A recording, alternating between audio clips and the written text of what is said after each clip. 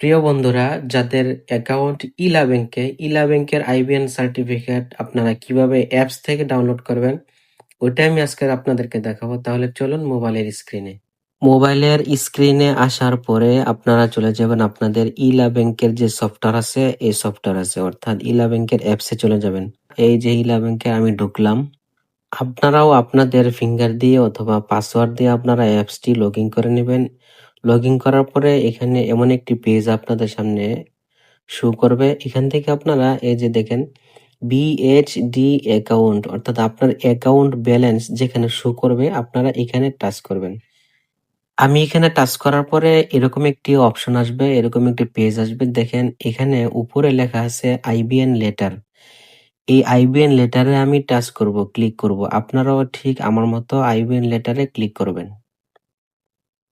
আমি যখন IBN লেটারে click করলাম তখনই আমার সামনে এরকম একটি পেজ অর্থাৎ আমার আইবিএন সার্টিফিকেটটি বের হয়ে আসছে। এখন এটা আমি কিভাবে ডাউনলোড করব? ডাউনলোড করার জন্য নিচে দেখেন শেয়ার অপশন দেওয়া আছে। এই শেয়ার অপশনে যাবেন।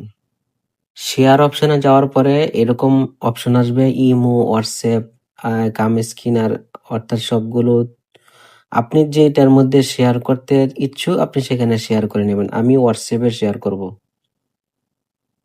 এই যে উপরে দেখতেছেন এটা হচ্ছে আমার পার্সোনাল নাম্বার। আমি এই নাম্বারে সেভ করে রাখবো, শেয়ার দিয়ে রাখবো।